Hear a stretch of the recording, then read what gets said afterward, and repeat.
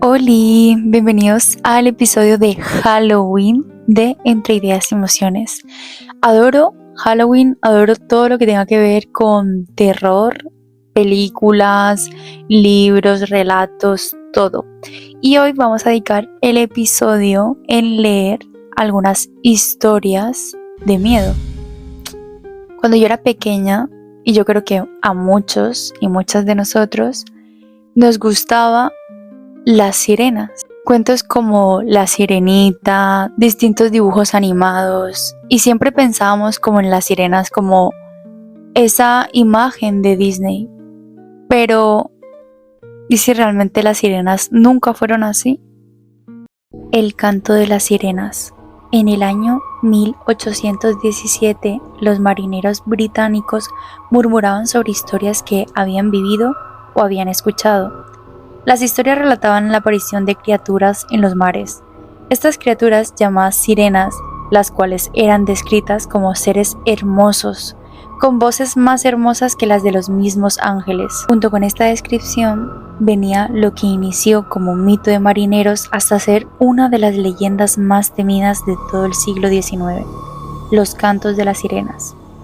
Los marineros contaban con terror que al hombre que escuchara aquel canto sería seducido por una mujer de belleza extraordinaria, la cual lo guiaría al agua. Si el marinero tocaba el agua, la belleza de la mujer era reemplazada por una cara horripilante, comparada con la cara del mismo diablo. La mujer acabaría ahogando al marinero y llevándoselo a las profundidades del océano. Un marinero anónimo dijo haber escuchado la canción junto con sus dos compañeros, de los cuales solo uno fue seducido. El marinero afirmó haber escuchado la canción en latín. El terror de la situación de aquella voz lo llevó a memorizar la canción por el resto de su vida. Oh marineros, escuchen nuestras voces, no tengan miedo de acercarse. No somos mujerzuelas, con fervor cantamos para vosotros. Buscamos al más digno marinero, que será el primero en vernos. Siempre son hombres bellos los que vemos, pero al de más valor es al que nos comemos. Impactados por nuestra hermosura, no dudan en acercarse, pero qué divertido es verlos asustarse. Cuidado marineros, que los cantos de las sirenas son la belleza de la muerte. Actualmente se ha negado la existencia de estos seres, pero siguen saliendo historias sobre un cántico hermoso en mitad de los mares, y más aún sobre seres con la mitad del cuerpo de una mujer bella y la otra mitad es la cola de un pez. La verdad es que son muchos los mitos que han habido en cuanto a las sirenas. No sé si han visto vídeos, bueno, no los típicos de sirena captada en vida real, sino estos de, por ejemplo, yo vi uno de un muchacho que estaba en un barco en la noche y se podía escuchar a lo lejos como que alguien lo llamaba. Y la verdad es que si miras el vídeo es como que hay esa parte de que te lo crees y luego que no. Pero ponte a pensar, siendo el mar, el océano tan grande, no va a haber criaturas como las sirenas.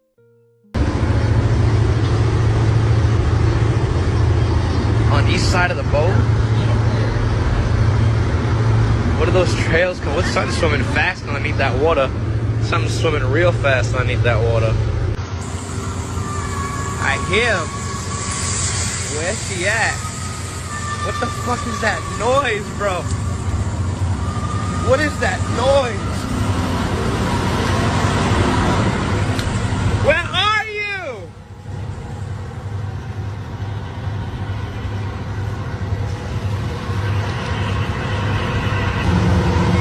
This is crazy. I heard it. Por cierto, todas estas historias que voy a contar las he sacado de Creepypasta y algunas son conocidas y otras pues no tanto. Vamos con la siguiente historia. El juego de las monedas. También conocido como Sarita en Venezuela o Cupido Cupido en Colombia. Es un sencillo ritual ya algo antiguo que hoy en día ha ganado auge en las escuelas. Según la tradición venezolana, Sarita es el nombre del espíritu vengativo de una mujer indígena que con ayuda del diablo puede verlo todo y contestar a tus dudas si juegas con ella. Según el punto de vista colombiano, este juego atrae a algún demonio a modo de invocación. Todo lo necesario para la práctica son 2 monedas de igual valor. Por seguridad y para mayor diversión se suele jugar en compañía. Ambas monedas son lanzadas junto a la pregunta que abre el juego, iniciada ya sea con el nombre Sarita o Cupido Cupido. ¿Puedo entrar? Hay 3 respuestas posibles. Si ambas monedas muestran cara, es un sí. Si una moneda cae en cara y la otra en cruz, es un tal vez. Si ambas monedas marcan cruz, es un no. Si la respuesta a la entrada es positiva, se te permite seguir preguntando. Una vez logres entrar, puedes consultar a las monedas cualquier cosa que se responda con aquellas 3 opciones, como ¿pasaré el examen? ¿Tendré pareja? ¿Mi madre se curará? Hay, sin embargo, cuestiones que es mejor no realizar en este juego. Preguntas como ¿puedes manifestarte?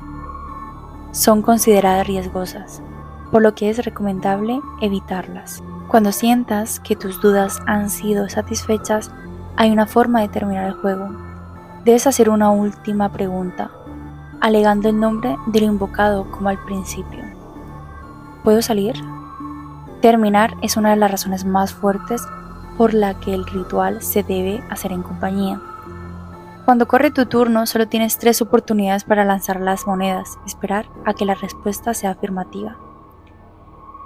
Si se te es negada la salida 3 veces, puedes dejar que tus compañeros continúen sus preguntas hasta que se repita tu turno, pero si estás solo, no hay marcha atrás, quedas atrapado. Se dice que cuando esto sucede, el espíritu de Sarita o el demonio atraído por Cupido te convertirá en su blanco. Por el resto de tus días, que ya no serían muchos, el invocado te seguirá y atormentará hasta destrozar tu mente, pudiéndote llevar así al suicidio o sencillamente bañándote de una mala suerte que sembrará tu final. Si tuviste la dicha de salir del juego, el último paso es deshacerte de las monedas. Hay quienes dicen que, al igual que un tablero de Ouija, estas siempre volverán a su dueño original y traerán la desgracia. Es por eso que debes tener cuidado, pues quien juega con el diablo nunca sale ileso. Hablando de juegos, hay otro juego que yo no sé si lo conoces, el juego de las escaleras. Nada como un buen juego antes de ir al inframundo, ¿no?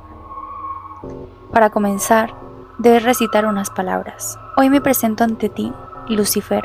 Ábreme las puertas de tu reino. Debes hacerlo unas 6 veces con el fin de bendecirte. Tras esto, tómate un respiro y colócate una venda en los ojos.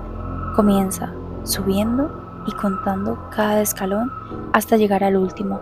Una vez llegues al último, memoriza el número y repite la frase mencionada anteriormente. Luego desciende contando otra vez hasta llegar al último de abajo. Si cuentas los mismos escalones, fallaste y tienes que intentarlo de nuevo, repitiendo la frase. Sin embargo, si has contado un escalón más, prepárate, porque el juego comenzó. Puedes hacer lapsos de tiempo en subir o bajar para tomar un respiro. Dependiendo de los pecados que hayas cometido o el tipo de persona que eres, te será más fácil o difícil entrar al inframundo. Escucharás ruidos que provienen de tu casa o cosas que se caen, pero no te asustes. Recuerda que debes controlar en todo momento y no sentir miedo. Comenzarás a descender hasta pasillos muy profundos. Vas a sentir tu cuerpo con más calor y percibirás olores extraños, pero tendrás que seguir bajando hasta que escuches una voz que te preguntará: ¿qué quieres? Debes decir sin temor el deseo que hayas pensado. Una vez hecho esto, sin miedo, debes volver a subir las escaleras hasta que no puedas subir más, y solo ahí podrás quitarte la venda y respirar profundo, ya que has terminado el juego. Recuerda Si no lo haces bien, te caes o no continúas el juego, puedes quedarte para siempre en el inframundo. Para este juego es obligatorio tener los ojos vendados, que sea de noche y no llevar ningún objeto contigo. Vale, este sí lo había escuchado. Este sí, es verdad que en el instituto era este y uno del ascensor, que no sé si lo conocéis. El juego del ascensor. La intención de este juego es que el ascensor te lleve a un mundo alterno.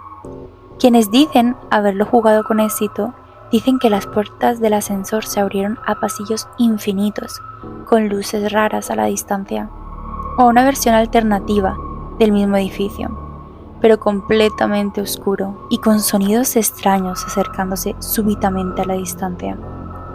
Incluso, alguien reportó que su cámara de vídeo y su celular no funcionaban en ese lugar, y absolutamente todos desaconsejan explorar esas realidades alternativas.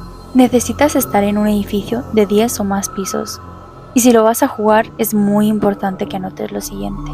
Toma el elevador en el piso 1, presiona el botón 4 del piso, y una vez que el aparato te lleve allá, desciende de vuelta, pero esta vez al piso 2. Cuando llegues hasta el piso 2, presiona el botón del 6.º piso y cuando llegues ahí, vuelve al piso 2. En su momento, presiona el botón del piso 10 y cuando estés en el piso 10, presiona el botón del 5.º. Una vez llegues, existe la posibilidad de que una mujer de aspecto misterioso suba contigo al elevador. Ignórala por completo. En este punto, ve al piso 1 de vuelta por el elevador. Pero si en lugar de eso el aparato dice llevarte por su cuenta al piso 10, prepárate, porque eso quiere decir que lo has hecho todo bien. Cuando las puertas del 10.º piso se abran, estarás en el mismo edificio, pero en una dimensión diferente. Una vez quieras bajar en el 10.º piso, si es que subió contigo, la mujer te preguntará a dónde vas. No le hagas caso, no le contestes, ni la mires por ningún motivo. Algunas dimensiones son tranquilas y oscuras, otras son casi idénticas, pero con diferencias muy notables. Otros dicen que el peligro latente se siente en cada fibra del cuerpo. Decidas explorar o devolver inmediatamente, ten en cuenta que debes hacerlo desde el mismo ascensor en el que iniciaste este juego. Para volver, debes repetir exactamente la misma operación, empezando desde el primer piso, solo que al final, en lugar de llevarte al piso 10, el aparato te dejará en el piso 1, luego de todo el trayecto.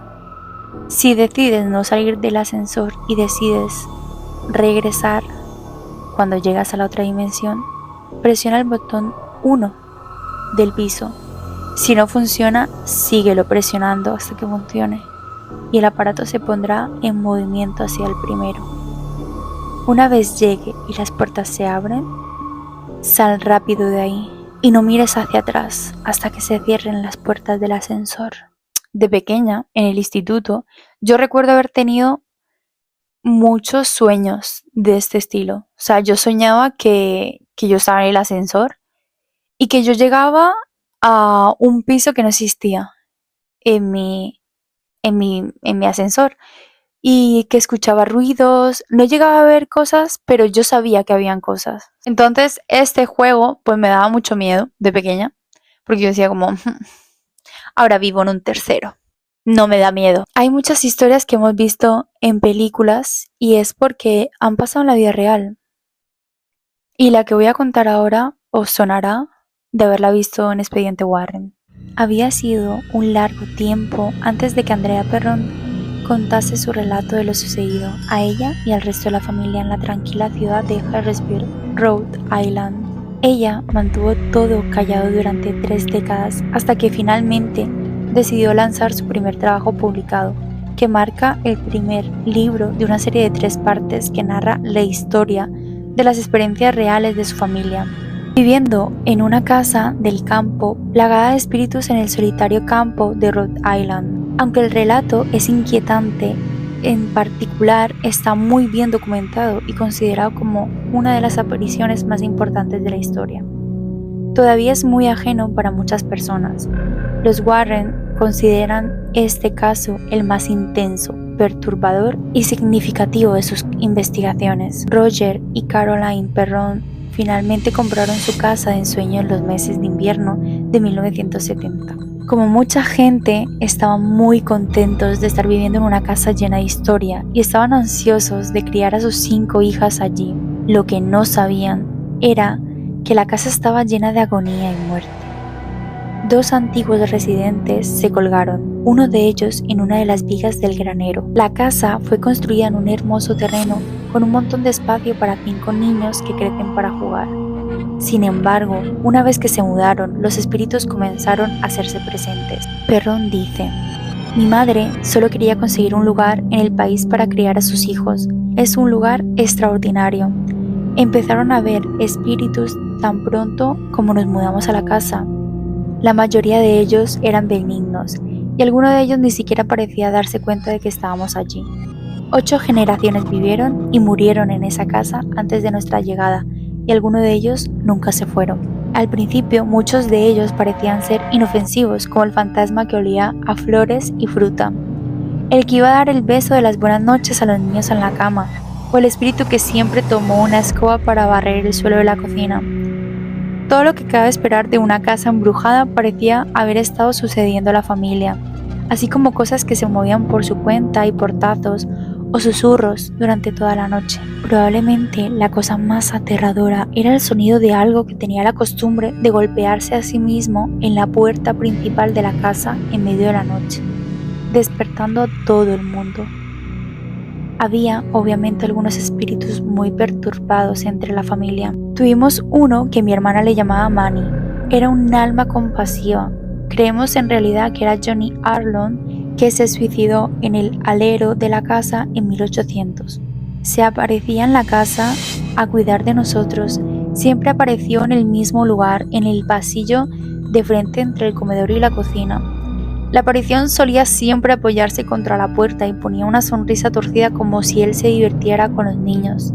Tan pronto hacíamos contacto visual con él, se desaparecía. Lo que es muy interesante es que cada miembro de la familia en realidad vio a estos espíritus errantes por toda la casa. No eran los únicos, ya que gente había vivido en la casa antes de la familia Perron y los vio también. Todos los que han vivido en la casa que conocemos han experimentado algún tipo de fenómenos sobrenaturales. Algunos han salido gritando y corriendo por sus vidas. El hombre que se mudó ahí para iniciar la restauración de la casa cuando la vendimos salió gritando, sin su coche, sin sus herramientas, sin su ropa. Nunca regresó a la casa y por lo tanto las personas que compraban la misma y propietarios siguientes se mudaban brevemente dejando vacante la casa por varios años. Sus descripciones de las numerosas entidades son vivas. Perron recuerda sus características o falta de ellas como especialmente inquietantes. A veces los espíritus aparecían opacos o aparentemente sólidos y otras veces eran translúcidos o en forma de niebla y bruma. También afirma que los espíritus realmente querían comunicarse con los miembros de la familia, pero no fue a través de hablar en voz alta. Ella describe su discurso como telepática en la naturaleza. Cuando se mostraban era como si todo el mundo se detuviera. Mi hermana Cindy lo describió como estar en la burbuja. El aire de pronto se comprimía y de repente nos quedábamos sin poder movernos o hablar. Era como tener prohibido hacer cualquier cosa, excepto escuchar lo que el espíritu estaba tratando de decirnos. James Wan, The Conjuring, es una película basada en la cacería que tuvo lugar en la casa de la infancia de Perron y persiste hasta nuestros días. La familia retrata a la familia Perron, aunque la historia rodea a la experiencia de Ed y Lorraine Warren. Los investigadores paranormales que llevaron a cabo una investigación de su casa del campo en la década de 1970. El guión se basa en sus expedientes, así como en información que la señora Perron presentó a los productores. Los Warren hicieron una investigación sobre la actividad sobrenatural en la casa mientras la familia vivía allí. En un intento de intervenir en nombre de la familia, Durante una sesión de espiritismo que va mal, muy mal, se despiertan y evocan una presencia terrible. La señora Warren cree que es Betsabé, que se describe como un alma olvidada de Dios. Betsabé quería el control sobre la madre de Caroline y estaba empeñada y decidida a sacarla de la casa, aterrorizándola, porque el espíritu aparentemente se percibe a sí misma como la dueña legítima de la casa. Vio a Caroline como la competencia. Ella deseaba a Roger y a los 5 hijos. Bathsheba asustaba a Caroline directamente hasta los huesos, la atormentaba con el fuego, el mayor temor de su madre. La describen con una cara espantosa, deforme y el cuello roto. Esta cosa era como mirar a algo salido de su peor pesadilla. Según la leyenda local y folclórica, Betsabé era sospechosa de ser una bruja practicante y fue acusada de sacrificar a un niño lactante como una ofrenda a Dovahkiin, el diablo encarnado. Más de 2 docenas de muertes misteriosas y trágicas ocurrieron en la propiedad. A pesar de que fue absuelta de toda culpa en una sala de audiencias, el Tribunal de la Opinión Pública no fue tan amable. Betsabé vivió una vida miserable y murió siendo una anciana en 1885, de una extraña forma de parálisis que el médico que examinó el cadáver encontrado lo describió como una forma impresionante y completamente inexplicable. Se dice que era una mujer joven y hermosa, cuando un niño murió misteriosamente a su cuidado. Cuando se descubrió que el bebé tenía una herida mortal que fue probablemente causada por una aguja incrustada en la base de su cráneo, provocó que tuviera convulsiones y muriese. Betsabé negó estas acusaciones y finalmente quedó en libertad por falta de pruebas.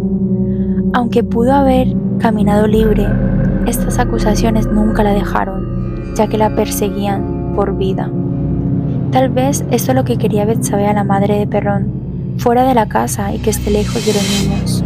Lo que le puso a mi madre a pensar que ningún ser humano debería tener que soportar esto, reclama Perron. Ella se apareció a varios de nosotros, pero yo nunca la vi. Vi a muchos de los espíritus, pero nunca la vi a ella, salvo en un estado de sueño telepático. Cuando ella se le aparecía a mi madre, yo lo veía en un estado de sueño al mismo tiempo que se estaba sucediendo, aunque me rendí inmóvil e incapaz de ofrecer cualquier ayuda mientras ella aparecía para atormentar a mi madre. Su cabeza estaba inclinada hacia un lado, era redonda y gris, parecía un panal disecado. No podía ver nada por debajo de ella, sin ojos, sin boca. Parecía como que las telarañas que cuelgan en la esquina de la bodega. Esto según descrito por su madre. A pesar de tener a Ed y a Lorraine Warren intentando disipar los malos espíritus, terminaron haciendo más daño que bien y nunca tuvieron éxito en librar la casa de su horror. La familia quedó en la casa durante 10 años antes que finalmente salir. Pero las cosas horribles que ocurrieron dentro de esas paredes se quedó con ellos para siempre. Ron siempre sabía que habría escépticos y yo no la culpo. Su historia no es la única que ha sido objeto de críticas sobre si es cierto o no. Lo que explica por qué se esperó 30 años para decirle al mundo lo que realmente sucedió en esa casa. Obviamente, hay muchos más en esta historia de lo que hemos tratado aquí y honestamente, solo he arañado la superficie. Mira, yo te digo una cosa.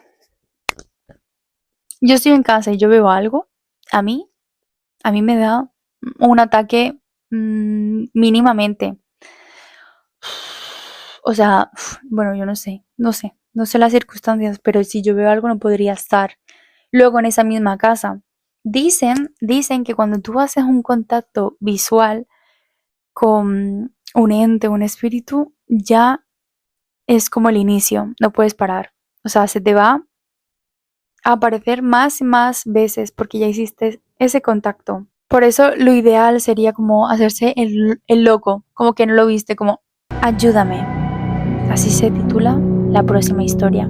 Manuel y Elisa eran un matrimonio que, buscando tranquilidad y salir de la ciudad para enseñarles a sus 3 hijos pequeños lo que era vivir en el campo, se habían cambiado a una cabaña que estaba cerca del pueblo que habían visto nacer a los dos y en donde se habían conocido, que tenía mucho tiempo en venta y por muy poco precio, algo que fue importante para que se animaran a realizar dicha compra. Dos de los hijos eran varones, que solo se llevaban un año, y había una niña, era mucho más pequeña, siempre fue retraída, pero desde que habían llegado a la cabaña fue mucho más. Y algo que empezó a llamar la atención, primero de los dos hermanos y después de la madre y el padre, fue que la pequeña se quedaba por horas en una de las esquinas de la que era su recámara, y siempre arañando la madera, como queriendo destruirla.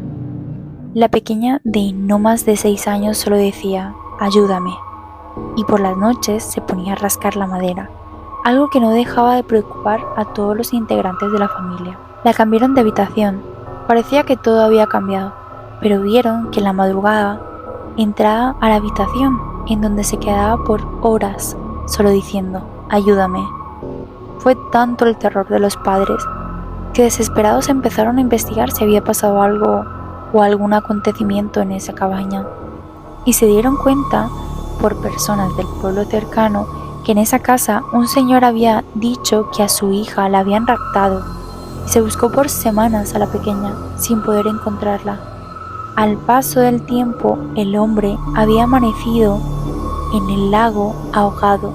Todos pensaron que había sido por soledad o la tristeza de la pérdida de su hija pequeña, pero nada era lo que parecía, ya que el hombre se había suicidado por escuchar los lamentos de su hija.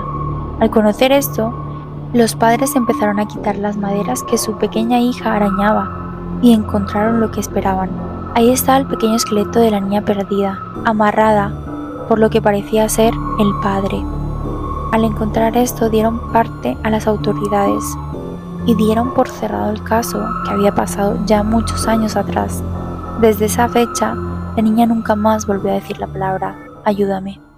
Ay, mira, qué malfario, de verdad. O sea, son esas cosas que por ejemplo, tú las ves así y dices como, ay, bueno, no da tanto miedo, pero si te pasara, uff, o sea, yo durmiendo por la noche, de repente veo a la niña ahí, ayúdame, ayúdame, uff, qué mal rollo. Y por último, 3:33. Casi el 80% de los fenómenos paranormales ocurren alrededor de las 3 de la madrugada, más específicamente a las 3:33. Algunos describen súbitos despertares sin motivo aparente, la sensación de ser observado por algo o alguien a los pies de la cama, ruidos extraños en la casa. Otros detallan los horrorosos síntomas de las parálisis del sueño, y todos ellos sitúan estos eventos a las 3 de la madrugada, lapso conocido como la hora del diablo o la hora del tiempo muerto. Las leyendas urbanas explican esta hora maldita como reverso de la hora sagrada del fallecimiento de Cristo. Según los mitos bíblicos, alrededor de las 3 de la tarde. En este sentido, las 3 de la madrugada daría inicio a la ancestral burla de demonios y otras criaturas despechadas del infierno. Los parapsicólogos, en cambio, sostienen que a las 3:33 de la madrugada ocurre una especie de entrelazamiento de planos, donde el mundo de los vivos, nuestra realidad, y los planos astrales bajos se funden entre sí, facilitando el contacto de distintas entidades no humanas, entre ellas las larvas, gusanos y parásitos del bajo astral. Esta hora, según las estadísticas, también coincide con la mayor tasa de muerte entre enfermos, terminales y personas ancianas. Sin embargo, no se han establecido indicios claros sobre la relación entre las 3 de la madrugada y el momento de mayor vulnerabilidad del sistema inmunológico. Las personas que sí han reportado eventos inusuales a las 3:33 de la madrugada, es decir, aquellos que lo recuerden a la mañana siguiente, conjeturan con la posibilidad de que ese número sea en realidad un patrón que se repite en la vida cotidiana, coincidiendo con la teoría conspirativa del número 33. Desde siempre se ha creído que la medianoche era el momento de mayor actividad entre los espíritus y demonios. No en vano, las brujas organizaban sus bailes a esa hora. Sin embargo, los investigadores paranormales afirman que esto no es así. Los espíritus están activos durante todo el día y a toda hora.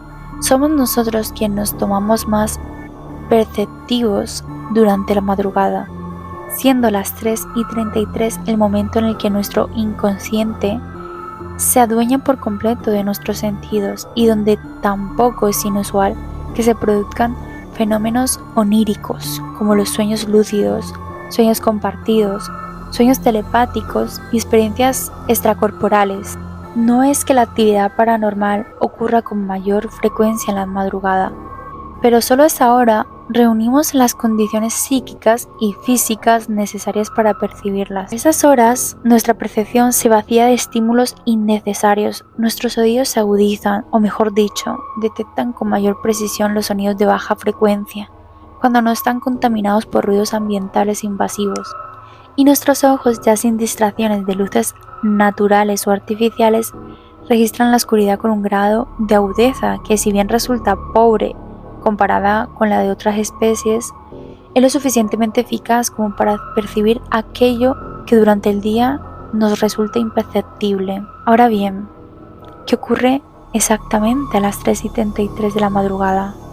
Los fenómenos paranormales registrados son muchos. Sin embargo, la mayoría sostiene haber sentido presencias mientras duermen, sensación que es acompañada por un súbito brote de horror.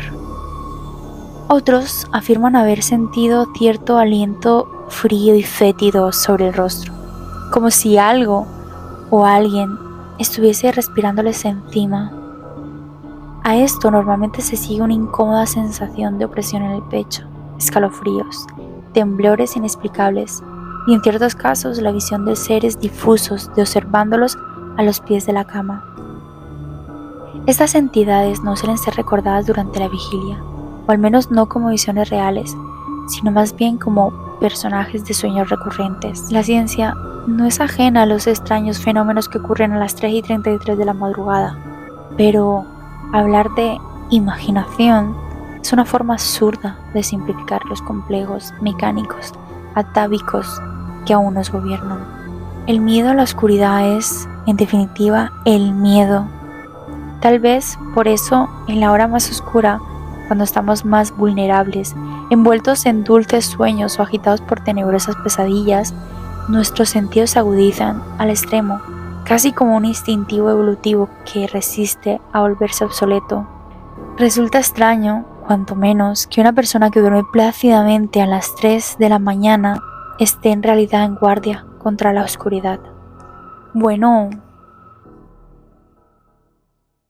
yo he de decir que yo he tenido muchas parálisis del sueño, muchas, y es una sensación muy fea, porque de repente, bueno, cada una es diferente, pero de repente empiezas a sentir como mucho miedo, terror, o sea, es terror, cosa que nunca en otras situaciones he sentido, y sentir como que hay algo por ahí, y si abro los ojos lo voy a ver, pero claro, es como que lo escucho, lo siento ahí, una vez que claro, que abrí así los ojos y vi como una sombra aquí así mirándome, y yo en plan... Es decir que en ese momento pasó mucho miedo, cerré los ojos y me puse a rezar, porque dije, el demonio viene a por mí. He habido también momentos en los que he escuchado cosas y he estado 100% segura de que era un espíritu, porque no era una situación de sueño, era una situación en la que yo estaba hablando con otra persona y yo escuché cómo abrían los cajones de la mesita de noche. Y claro, al girarme y mirar no veía nada porque estaba oscuro, pero yo sabía que había alguien ahí o algo. En ese momento sí es verdad que no tenía miedo, simplemente era como mucha curiosidad. Pero en la parálisis del sueño sentía mucho miedo. Hubo otra ocasión también en la que yo estaba durmiendo y era ya de día, porque eso me despertó. Y me acuerdo muy bien que yo esto lo sentí como alguien se sentaba a los pies de mi cama. Yo sentí cuando tú sientes que la cama se viene abajo porque te sentaste, Yo eso lo sentí. Y de eso estoy 100% segura porque me desperté. Fue sentir, abrí los ojos, vi que no había nadie y yo en plan... ¿Qué pasó? Que tampoco me dio miedo. Tampoco me dio miedo. O sea, no sentí en ese momento miedo. Entonces, tengo muchas historias de ese estilo. Bueno, muchas. Yo soñé con el diablo, ¿vale? Y yo soñé que... A ver. No sé si habéis visto unas atracciones que son como redondas y tienen sus puestos, ¿vale? De pie y ya va dando vueltas. Pues yo soñé que yo estaba así en una de esas y que al lado de mí estaba Bella Hadid, porque Bella Hadid era mi mejor amiga, según eso. Sueños. Y claro, yo soñé que ella estaba ahí a mi lado y que ella me estaba hablando. Bueno, yo no sé qué me estaba hablando, pero ella estaba ahí. Y de repente, como que se desapareció. Y todo se tornó como... O sea, se desapareció porque como que había una trampilla y se bajó, o sea, cayó así. Y claro, dije yo en mi sueño, yo era como, Dios, ahora se va a abrir aquí abajo y voy a caer. Y yo súper asustada. Lo más curioso es que yo no sabía que estaba soñando, o sea, porque hay sueños que tú sabes que sueñas y yo en ese momento no, o sea, yo pensé que era real. Y claro, yo estaba así y de repente no vi a nadie, o sea, estaba yo en la atracción, yo sola. Y en mitad de la atracción, como que el suelo se hundió, se hizo un agujero y de repente salió una persona, un ente que me habló. Y claro, esta persona era, voy a decir persona, era como una figura de un hombre muy alta, negra. Pero era negra, negro con profundidad, ¿sabes? O sea, era un negro oscuro de que yo podía ver como si fuera un agujero negro, ¿sabes? Si puedo encontrar alguna foto como de referencia, la dejaré por ahí. Pero, claro, entonces se me acercó y él me hablaba, pero no me hablaba como que yo veía que me estuviera hablando. Era que yo podía en mi mente lo que él me decía, o sea, como fuera como telepático. Y que me decía que qué quería. Pero que qué quería, que se lo pidiese, que él me lo daba. Me decía como, Mai, ¿tú qué quieres? Yo te lo doy. Lo que tú quieras. Yo te doy dinero. Tú quieres dinero, yo te doy dinero. Tú quieres fama, yo te doy fama. Tú quieres... No sé, me dijo muchísimas cosas que, claro, yo en ese momento, como lo estaba escuchando, yo me acuerdo que como colapsé. Yo como... O sea, como que cuando te dan mucha información, tú no sabes, como cuando te están explicando algo que tú dices, te entiendo, pero es mucha información ahora mismo, no me estoy quedando con nada. Yo estaba así, yo estaba como